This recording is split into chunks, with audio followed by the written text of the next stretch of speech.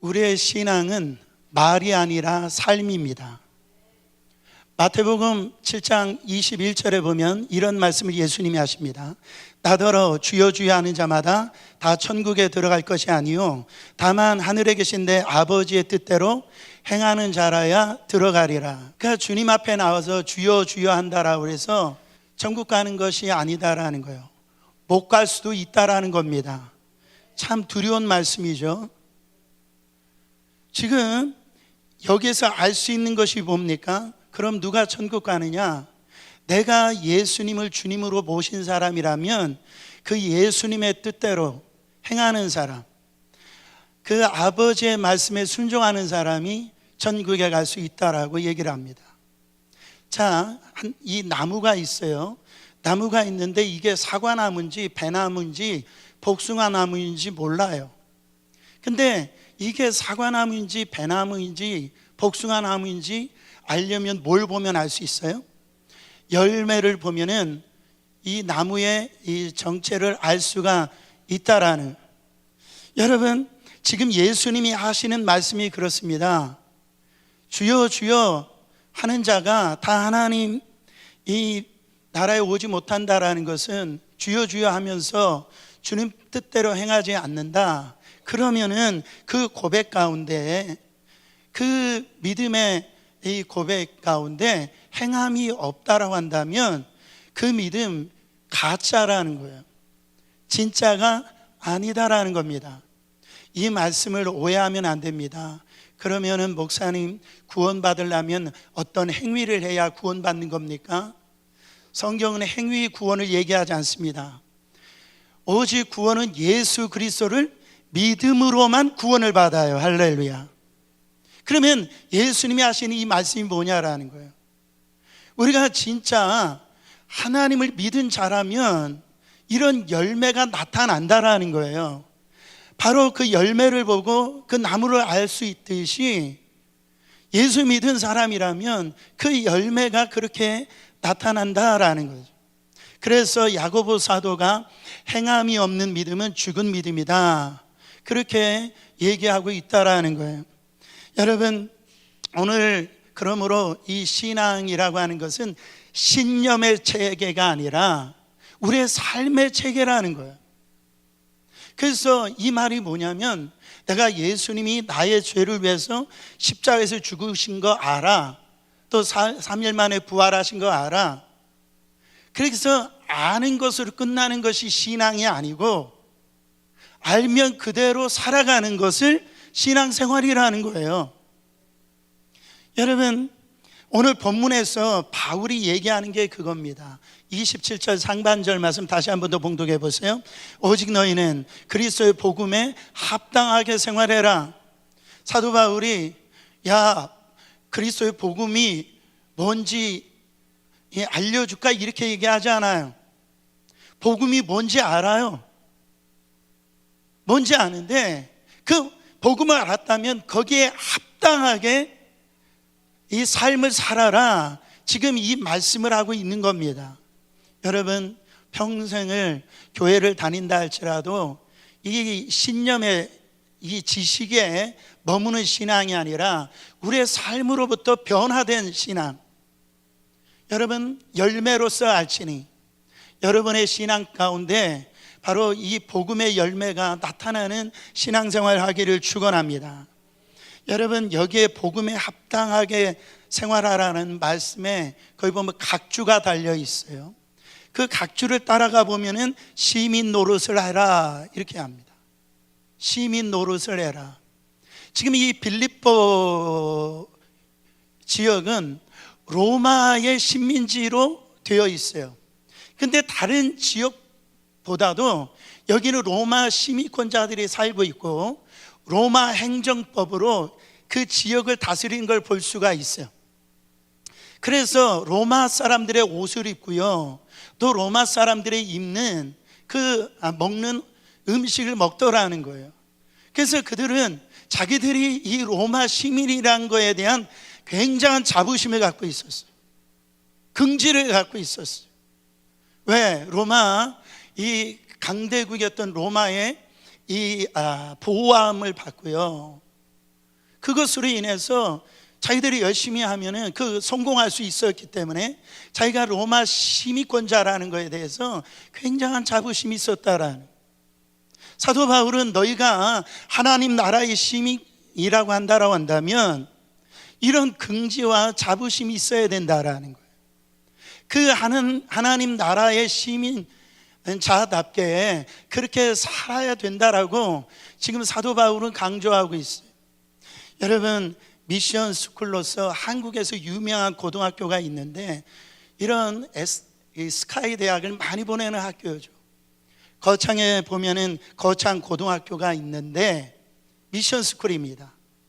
50회 졸업식 때 거기에 최지연이라고 하는 학생이 졸업하면서 이 답사를 하고 있는데 거기에 있는 사람들이 다 감동을 받은 거예요. 그 답사가 이런 답사였어요.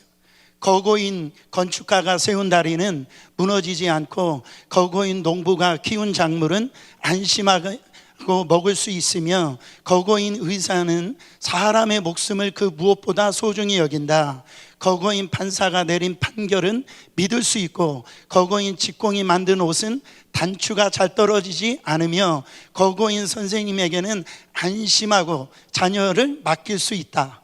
거고인 기자는 거짓을 전하지 않으며 거고인 역사가는 그 무엇보다도 진실을 목말라 한다. 그래서 세상은 거고를 빛이요 소금이라 한다. 이 최지연이라고 하는 이 학생은요, 자기가 이 거창고등학교 학생이라고 하는 이 자부심, 이 긍지, 이 학교에 나오는 모든 학생들은요 믿을만 하다라는 거예요. 삶이 분명하다라는 거죠.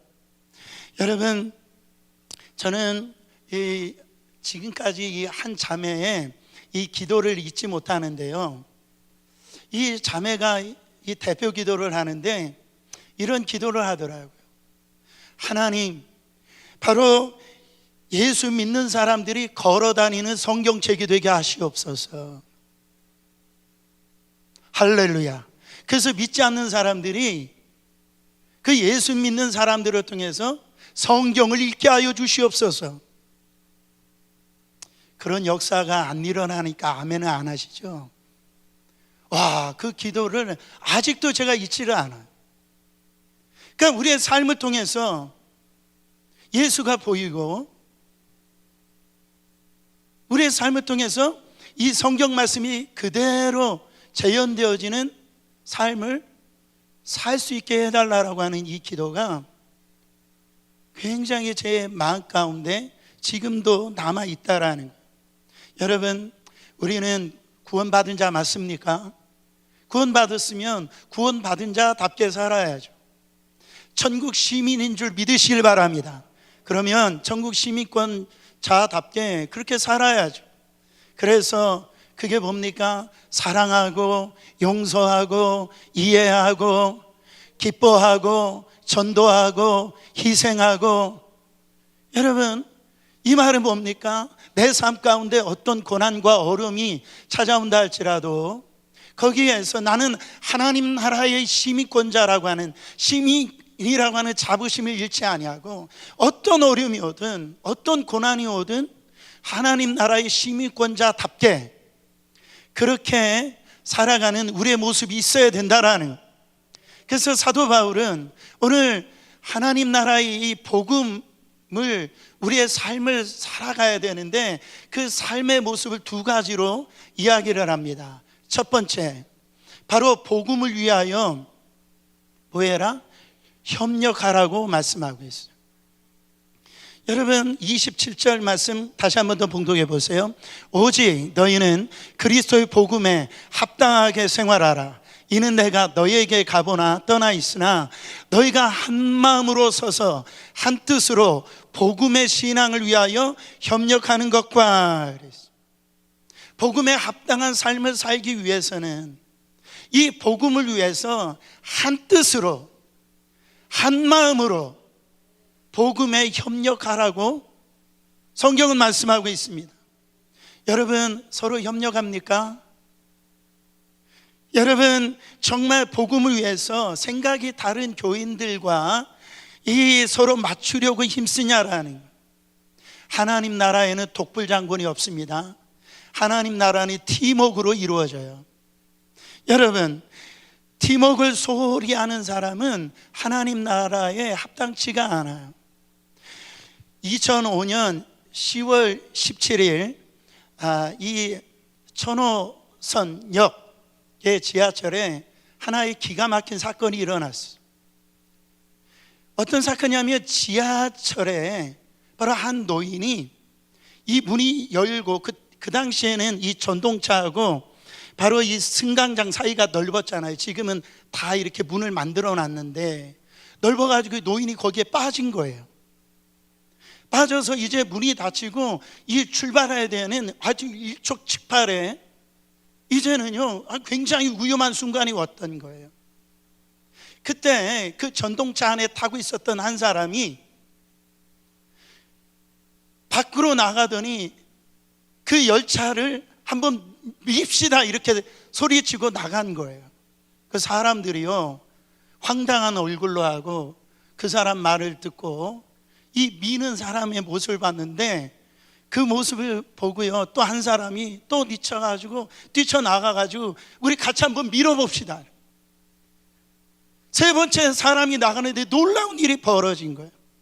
그 전동차 안에 있었던 그 사람들이요 나와가지고 사진을 한번 보여주세요.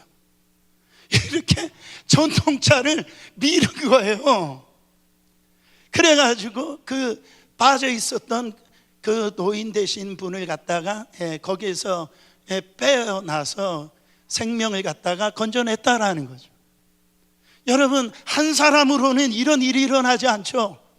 서로가 한 마음으로 밀어 하니까요 이 전동차 한 양이 32톤이래요 그게 밀리더라는 거예요. 그래서 놀라운 일이 일어났다라는 거죠. 여기서 중요한 것은 복음입니다. 지금 여러분 복음 때문에 협력하라는 거예요.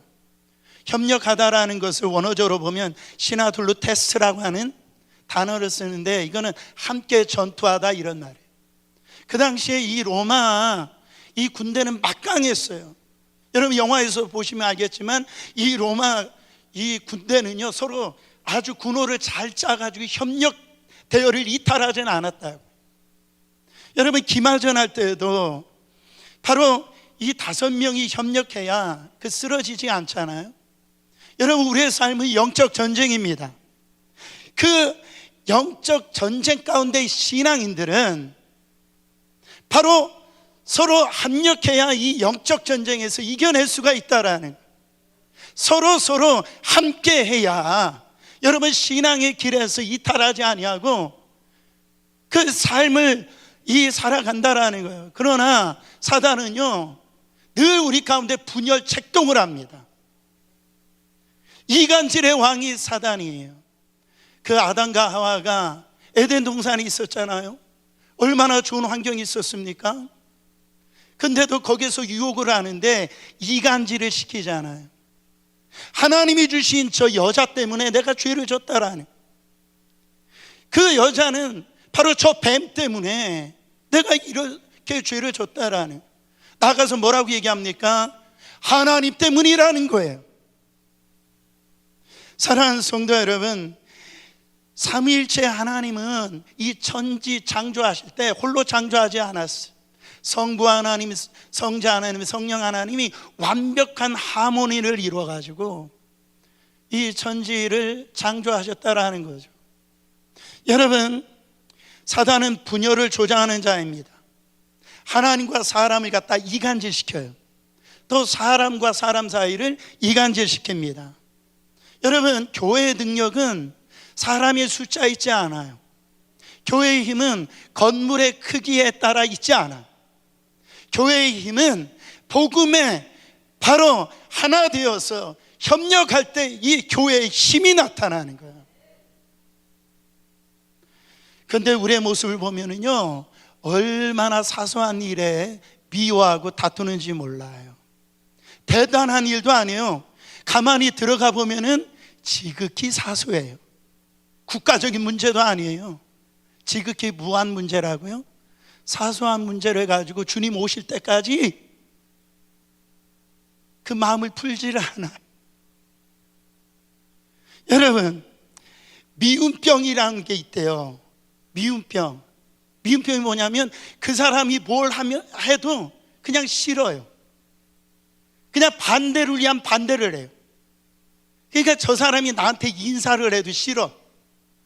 그냥 미움병이야. 그냥 뭐를 해도 싫어. 보세요. 여러분, 교회가 그래서 하나 되지 못하는 그런 교회가, 대표적인 교회가 제가 자주 말씀드린 고린도 교회였어요. 고린도 교회는 부자 교회였습니다. 그리고 성령이 아주 강하게 역사했던 교회인데 그 교회는 뭐가 많았대요? 파가 많았어요. 파는 국에나 넣는 거지 교회에서 파가 많으면 안 돼요. 베드로 파요, 아볼로 파요, 나는 바울 파요. 나중에는 예수님 파까지 나왔어요. 여러분, 주님 앞에 책망을 받더라는 거예요. 여러분 보세요. 사람들이 이렇게 분열하는, 갈등한 이유가 뭘까요? 결국 들어가면 내가 옳다라는 거예요. 너는 틀리고 내가 맞다라는 거예요. 그래서 내 주장이 통과되지 아니하면 싸우는 거예요. 여러분, 정말 내가 맞습니까? 여러분, 그 안에 보면 이 에고라고 하는, 이 나라고 하는 이 정말 지독하고 이 아주 고집스러운 내 자아가요, 사단이 그 자아를 갖다가 이용을 해가지고, 사랑하는 성도 여러분, 절대 지고 싶지 않은 거예요. 그러니까 분열하고 갈등하게 되는 겁니다. 교회는 절대 분열하면 안 됩니다. 성도님들은 분열하는 장소에 가시면 안 돼요. 왜 그렇습니까? 하나님이 가장 싫어하는 게 분열되어지는 거예요. 이간질시키는 거예요. 꼭 뱀의 혀가 갈라져 있듯이 여기서 말하는 얘기하고 저기서 얘기하는 말이 다르게 함으로 서로가 담을 쌓게 만들고요, 그것으로 인하여서 서로 믿지 못하게 만드는 그런 행위들을 가장 싫어요. 왜요? 그게 복음에 합당한 삶이 안 되기 때문에 복음이 증거되어지지 않아요. 여러분, 왜 이 복음이 증거되지 않을까요? 여러분, 믿지 않는 사람들을 통해서 이 복음이 증거되지 않을까요? 그렇지가 않아요. 믿는 사람들 때문에 여러분, 사람들이 실족하더라는 거예요. 저 권사님 때문에, 저 장로님 때문에, 심지어는 목사님 때문에 실족해가지고 교회를 떠나는 일이 있더라는 거예요. 여러분, 정말 우리에게 필요한 게 뭐냐? 하나됨을 이루는 겁니다. 성경 하나됨을 힘써 지키라고 그랬어. 그만큼 어렵다라는 거죠. 사랑하는 성도 여러분, 우리가 하나됨의 이 일을 위해서, 이 복음을 위해서 나의 이기심, 내 자존심을 내려놓을 수 있어야 돼요. 낮아져서 복음에 협력해야 될 줄 믿습니다. 사도 바울 지난 주에 말씀드렸잖아요. 여러분, 바울이 감옥에 가니까 주위에 있는 사람들이요, 난리 난 거예요. 사도 바울 봐라, 아주 꼴 좋다. 자기 잘난 척 하더니 감옥에 잡혀 들어갔다라고, 자기 혼자 믿음 좋다라고 하더니 저렇게 감옥에 갔다라고. 여러분, 모함하고 그러잖아요. 바울이 어땠습니까? 빌립보서 1장 18절에 그러면 무엇이냐? 거칠어로 하나 참으로 하나 무슨 방도로 하든지 전파되는 것은 그리스도니 이로써 나는 기뻐하고 또한 기뻐하리라. 여러분, 인간적으로 볼 때 얼마나 서운하겠어요? 얼마나 화가 나겠어요? 아니, 저들이 어떻게 나한테 이럴 수 있어? 내가 그들을 위해서 어떻게 했는데, 어떻게 헌신했는데. 근데 사도 바울은 시비비비를 따지지 않아요. 그렇게 하면서도 그것을 통해서 그리스도만 증거되어진다면, 복음이 전파가 되어진다면 난 억울해도 괜찮아, 난 오해받아도 괜찮아. 오히려 그것으로 인하여서, 그 복음으로 인하여서 나는 기뻐하고 또 기뻐한다라고. 여러분 고백하고 있잖아요. 우리 안에 이 모습이 있기를 축원합니다. 여러분 다른 사람과 의견이 이렇게 다르잖아요. 자꾸 내 생각이 옳다라고 생각했을 때 그때 어떻게 하냐면 따라합니다. 저주자. 네. 보세요. 저주고 싶지 않은 거예요. 권사님 말씀이 맞아요. 집사님 말씀이 맞아요. 여러분 그거 우리 죽고 사는 문제가 아니라고 한다면 우리 믿는 사람들은 다 져주는 거예요. 다 양보하는 겁니다. 복음을 위해서 성도들이 얼마나 하나 되느냐, 얼마나 협력하느냐, 이것이 복음에 합당한 삶이 될 줄 믿습니다. 그런 놀라운 역사가 여러분의 삶 가운데, 우리 교회 가운데 나타나기를 축원합니다. 두 번째, 복음에 합당한 삶이 뭐냐면 고난을 두려워하지 말라라는 거예요.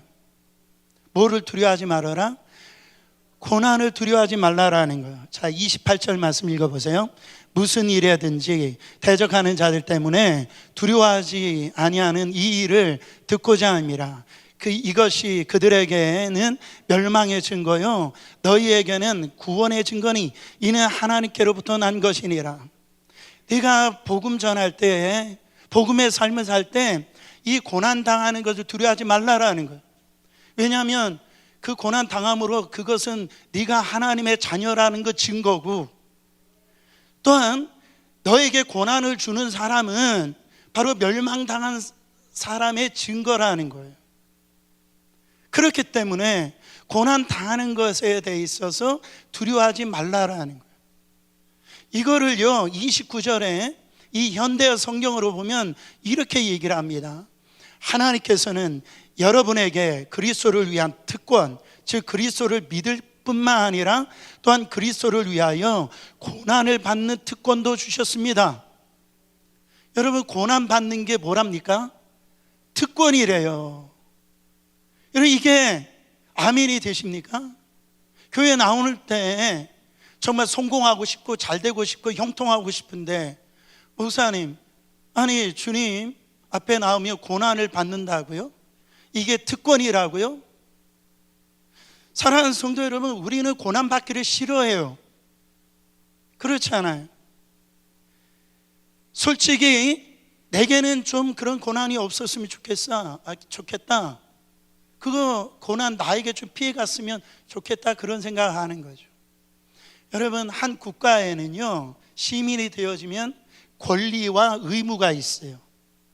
그러니까 내가 미국 시민권자가 되었을 때는 어떤 권리를 누릴 수 있는 특권이 있고 또 어떤 의무를 지켜야 될 이 부분이 있다라는, 우리 조국 대한민국 같으면은 이런 이 조세법, 세금을 내야 될 의무가 있어요. 그리고 남자라고 하면은 군대에 가야 돼. 국방의 의무가 있다라는.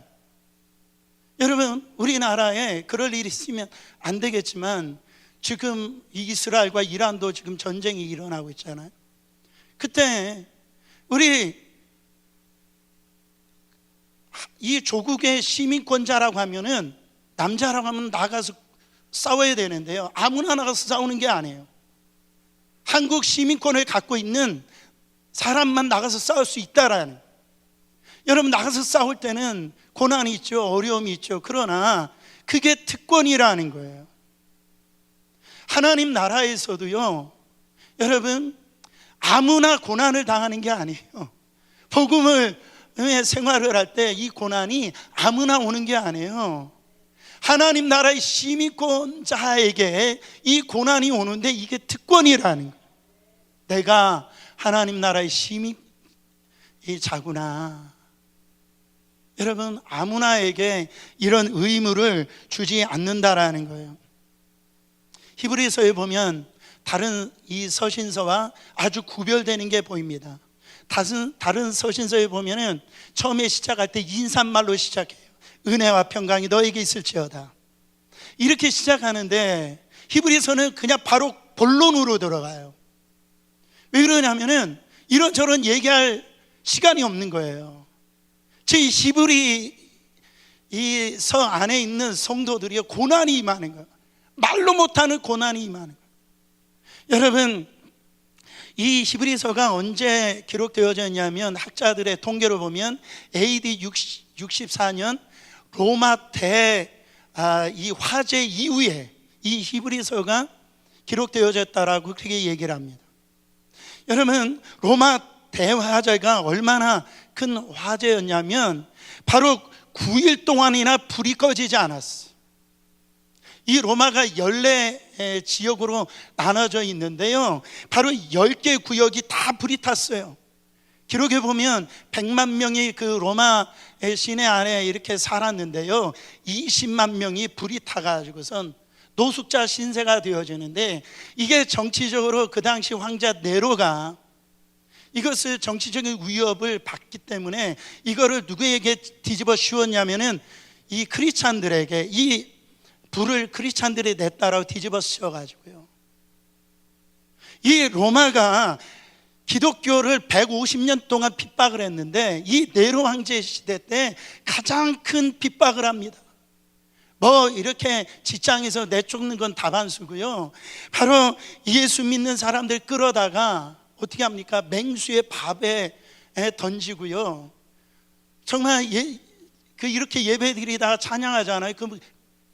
끓은 물을 갖다 그 입에 부어버리고요, 큰 장대를 세워서 그 장대에 믿는 사람들을 매달아 가지고요, 거기다 기름을 뿌리고 거기다 불을 붙였어요. 그래가지고 로마 시내에 가로등으로 삼았다, 이런 말. 여러분, 끔찍한 이런 핍박이 일어났을 때 여러분, 그 믿는 자들이 거기서 살 수가 없잖아요. 그래가지고 어디로 숨어 들어갔냐면 굴로 들어갑니다. 그 굴을 카타콤이라고 그래요. 여러분, 그 카타콤의 이 깊이가 가보신 분들이 있는지 모르지만은 20m래 놀라지도 않아요. 그때 무슨 제가 우리 교회 성전 건축을 하는데 거기 지하 파는데 3에서 5m 정도 파는데 굴삭기도 파는데 오래 걸리더라고요. 그 당시에 무슨 이런 장비가 있겠어요? 호미나 같은 이런 걸 가지고. 여러분, 이런 어떤 극한 환경이 오니까 초인적인 그런 힘이 나오는 거죠. 그렇게 상황 가운데 숨어 들어가니까. 왜요? 잡히면 죽으니까. 그래서 그때 예수님을 배교하는 그런 사람들이 많이 나타났는데요, 근데 그런 환경 속에서도 예수님을 배반하지 않고 배교하지 않고 나는 예수님을 믿습니다, 이런 사람들이 얼마나 많았느냐, 사진을 한번 보여주세요. 이게 벽이 다 해골입니다. 그 다음 장. 수많은 사람들이요, 그 카타콤 지하에서 예수님을 주님으로 여러분 받아들이고 배교하지 않는 거예요. 물론 그 당시에는 500~600명이 죽고 그 이후에 사람들의 이것들을 다 모아다가 이렇게 만들어 놓은 거지만은요, 수많은 사람들이 그 고난의 길을 복음으로 이 고난을 갖다 두려워하지 않으려고 돌파해 나갔다라는. 사랑하는 성도 여러분, 질문이 이거예요. 이들이 여러분 그 고난 가운데 살 수가 있었습니까? 없었습니까? 없었어요? 있었어요. 어떻게 하면 살 수 있어요? 나 예수 안 믿습니다, 그 말 한마디면은요, 이들은 살 수가 있었어요. 근데 그 말을 하지를 않는 거예요. 죽을지언정. 여러분, 이 1400년대에 이 복음이 일본에 먼저 들어갑니다. 물론 천주교가 먼저 들어가는데, 그때도 믿는 사람하고 믿지 않는 사람들을 어떻게 구분했느냐면, 예수님의 성화를 갖다가 이 바닥에 깔아놓고 여기를 밟고 지나가라 해서 지나가면 예수 믿는 사람이에요. 지나가지 아니하면 살 수가 있는 거예요. 그러면 이들은 살 수가 있었어요? 없었어요? 살 수가 있었어요. 그냥 그 성화 한번 밟고 지나가면은 살 수 있었다라는 거예요. 근데 그들은 그 성화를 밟지 않더라는 거예요. 사랑하는 성도 여러분, 정말 그런 어려운 가운데 히브리 기자가 간절히 외치고 있는 거예요. 사랑하는 성도들이여, 예수님을 떠나지 말라라고, 예수님을 버리지 말라라고, 진짜 예수님을 떠나는 것이 죽는 것이라고. 이들은 복음을 믿고 이 고난을 두려워하지 않는 사람들이었어요. 여러분, 지금 예수님 때문에 혹시 고난당하는 사람이 있습니까? 정말 복음 때문에 남몰래 눈물 흘리는 분이 있어요? 내가 저 사람 구원을 위해서 물질로 시간으로 그렇게 헌신했지만 그걸 알아주지 아니하고 배신하고 떠나가고 아프게 하는 분들이 있습니까? 그 눈물이 있어요? 여러분, 그 고난을 피할 수 있습니까? 없어요? 있어요. 바로 내가 예수님을 안 믿어, 내가 예수님을 안전하면 돼, 그렇죠? 그러면 그 고난 안 받을 수가 있다라는 거예요. 그냥 적당히 봐주고 직장에서 내가 진급을 하기 위해서 뇌물을 주고요, 이렇게 살면은요 그 고난 당할 이유가 없다라는 거예요. 그러면 주변에 있는 사람들이 너만 예수 믿냐? 너 혼자만 깨끗하냐? 여러분, 사탄이요 우는 사자처럼 벌떼같이 덤빌 거예요. 그때 여러분, 그것으로 인해서 직장에 잘리기도 하고 승진이 안 될 수도 있어요. 그럼에도 불구하고 사랑하는 성도 여러분, 그렇게 안 믿는다라고 하고 그러면 그 고난 끝난다니까요. 그런데 여러분, 그 고난은 천국 시민이 가지고 있는 특권인 줄 믿으시기를 바랍니다. 이게 특권이라는 거예요. 십자가 앞에 두고 예수님께서 이 제자들에게 이렇게 말씀하세요. 요한복음 15장 18절부터 19절입니다. 세상이 너희를 미워하면 너희보다 먼저 나를 미워한 줄을 알라. 너희가 세상에 속하였으면 세상이 자기의 것을 사랑할 것이나 너희는 세상에 속한 자가 아니요 도리어 내가 너희를 세상에 택하기 때문에 세상이 너희를 미워하느니라. 예수님 오셨을 때 세상이요 예수님을 미워했어요. 예수님을 핍박했단 말이에요. 근데 지금 예수님이 계세요? 눈으로 보이는 예수님이 계세요? 안 계시니까 예수 믿는 자들을 핍박한다라.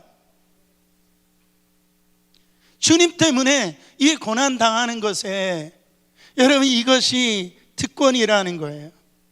여러분, 바울은 오늘 우리에게 정말 그 고난의 때를 이길 수 있는 그 힘이 있다라고 얘기합니다. 위로를 줍니다. 왜? 바로 이 고난보다도 더 큰 은혜가 있다라는 거죠. 내가 받는 이 십자가보다도 그 십자가를 질 수 있는 그 능력, 그 은혜가 더 크다라는 거예요. 그래서 29절 말씀 다시 한 번 더 봉독해 보세요. 그리스도를 위하여 너희에게 은혜를 주신 것은 다만 그를 믿을 뿐 아니라 또한 그를 위하여 고난도 받게 하려 함이라. 여러분, 이 믿음이라는 것은 예수 그리스도를 믿을 때만 필요한 게 아니다라는 거예요. 이 고난의 때 고난을 이길 수 있는 더 큰 은혜가 바로 이 고난을 이길 수 있는 이 힘이 그 은혜 가운데 있다라는 거예요.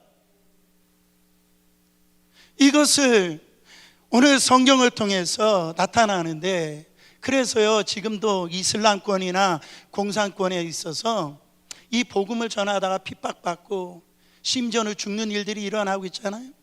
근데 놀랍게도 여러분, 지금 강력한 부흥이 일어나는 곳이 이슬람이요. 여러분, 정말로 이 부흥의 역사가 그런 척박한 복음이 척박한 그곳에 이 복음의 왕성함이 이루어지더라. 여러분, 이걸 어떻게 설명할 수 있어요? 고난을 이길 수 있는 그 은혜가 더 크기 때문에 그래요. 사랑하는 성도 여러분, 우리가 이 고난을 피하면은 이 은혜를 경험하지 못합니다. 마귀에게 지고 사는 거예요. 복음을 놓고 살 수가 없다라는. 제가 참 존경하고 좋아하는 분 중에 한 분이 순회 선교사님으로 계신 김용희 선교사님, 제가 참 좋아하는데요, 이분은 자기 자녀들이 있어요. 이 자녀들을 다 선교지로 다 보냅니다. 근데 편한 선교지가 아니라 가장 오지에 이 자녀들을 다 보내는 거예요. 이 김영희 선교사님이 자녀들을 바로 이 선교지 오지로 보낼 때 기도해 줄 때 이렇게 얘기했어요. 저도 이분과 교제를 하면서 정말 제가 은혜를 많이 받아요. 그렇게 얘기했대요. 바로 우리가 이 땅 끝에서 죽어서 하나님 나라 한복판에서 만나자. 여러분, 이 말에 대해 있어서 정말 아멘하기가 두려울 거예요. 이 땅 끝에서 고난이 있지만, 어려움이 있지만, 여기에서 죽을지라도 우리 하나님 나라 한복판에서 만나자. 와, 정말 제 그 얘기를 심장이 멎어지는 것 같더라. 예수님이 말씀하십니다. 마태복음 5장 12절에 보면은 나를 인하여 너희를 욕하고 핍박하고 거짓으로 너희를 거슬려 모든 악한 말을 할 때에는 너희에게 복이 있나니 기뻐하고 즐거워하라. 하늘에서 너희 상이 큼이라. 너희 전에 있던 선지자들을 이같이 핍박하였느니라. 세상이 주는 상이 아니고 우리가 주님이 주신 그 복음의 삶을 살아갈 때 당하는 이 고난을 정말로 이 삶을 살아가는 사람에게 세상이 받지 못하는 큰 상을 하나님께서 주시겠다라고 지금 말씀하고 있는 거예요. 여러분, 성경에 보면 이 때에 대해서 세 가지 때가 나옵니다. 짧게 말씀드릴 거예요. 첫 번째는 크로노스 때요, 두 번째는 카이로스 때요, 세 번째는 호라라고 하는 때가 나와요. 여러분, 크로노스 때는 우리의 일상의 삶을 얘기합니다. 우리 24시간 지나가는 시간을 얘기해요. 근데 이 카이로스 때는 하나님의 때예요. 기도 응답의 때예요. 하나님의 역사의 때예요. 그래서 성경의 때가 참에 그때 하나님의 기적과 같은 일들이 일어납니다. 근데 이 호라라고 하는 이 때는 뭐냐면 바로 이 크로노스와 이 카이로스 때의 이 중간의 삶을 호라라고 하는 삶이에요. 여러분, 봄이 오잖아요. 이 봄이 오는 것은 바로 이 크로노스 때를 얘기를 합니다. 그러면 농부가 씨를 뿌려요. 그러면 가을의 때에 뭐를 얻어요? 바로 이 추수의 기쁨을 얻습니다. 그 추수의 열매를 거두를 때가 바로 카이로스 때예요. 그러면은 이 농부가 이 씨를 봄에 뿌리고 바로 가을에 추수할 때, 이 카이로스 때에 바로 이 열매를 맺히는데 그 중간의 삶의 삶을 호라라고 얘기하는데, 어떤 사람은 배짱이처럼 그렇게 적당하게 살고 룰루랄라하고 그렇게 사는 사람, 그 어떤 사람은요 정말로 그 카이로스 때를 향하여서 비가 오나 어떤 여러 가지 가뭄이 올 때 최선을 다해서 땀을 흘리고 이 산 사람의 그 열매는 똑같을 수가 없다라는 거예요. 그 열매의 기쁨을 여러분 똑같지 않다라는 거예요. 우리가 여러분 오늘 저와 여러분의 삶이 얼마나 남아있을지 몰라요. 우리가 먼저 죽을지 아니면 주님이 먼저 오실지 누구도 장담할 수가 없어요. 오늘 파더스 데이인데요, 제가 말씀을 정리를 하는데 하나의 영화가 떠올랐어요. 그 영화가 뭐냐면 국제시장이라고 하는 영화였어요. 여러분, 국제시장 영화 다 보셨죠? 이제 중국군이 몰려와가지고 이제 일사후퇴 흥남부두에서 이제 거기에 그 어떤 여객선도 없고 그래가지고 화물선 하나가 남아 있는데 이게 마지막 화물선이에요. 이거를 못하면은 이제는 빠져나올 길이 없는 거예요. 그래가지고 그 주인공이 누구냐면 덕수라고 하는 주인공인데 마지막에 밧줄을 타고요 거기에서 이제 올라가는 거예요.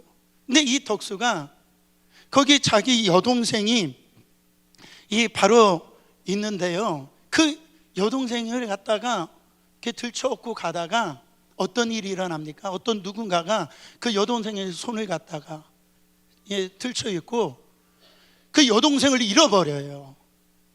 그 배에 올라갔는데 이 덕수 아버지가요, 내가 그 이제 이 동생을 이제 잃어버린 얘를 이제 밑에서 찾으려고 내려가면서 이 덕수한테 한 말을 하는 거예요. 제가 그게 아주 너무너무 감동이 되어지는 거예요. 그때 뭐라고 하느냐, 이런 얘기를 해요. 아바이가 없으면 장남인 덕수 네가 가장이지. 덕수야, 이제 네가 우리 집의 가장이야. 가장을 어떤 일이 있어도 가정을 지켜야 돼. 너 나하고 약속할 수 있지? 이 이야기를 하는 거예요. 그리고 난 다음에 아버지하고 이별하고 그 동생하고 이별합니다. 그 이후에 덕수의 삶을 보면은요, 여러분 정말로 그 아버지의 그 말대로요, 얼마나 이 가정을 위해서 열심히 사는지 몰라요. 뭐 구두 닦기도 하고요, 이 파독, 이 독일의 이 광산으로 가서 광산에서 아주 일을 하고요, 그 다음에 갔다 와가지고 이 베트남 전쟁에 참여해가지고 이 가정을 갖다가 부양하기 위해서, 먹여 살리기 위해서 정말 최선을 다해서 삽니다. 그리고 난 다음에 마지막 장면에 이제 덕수의 집에 이제 다 모이는데 나중에 동생을 찾잖아요.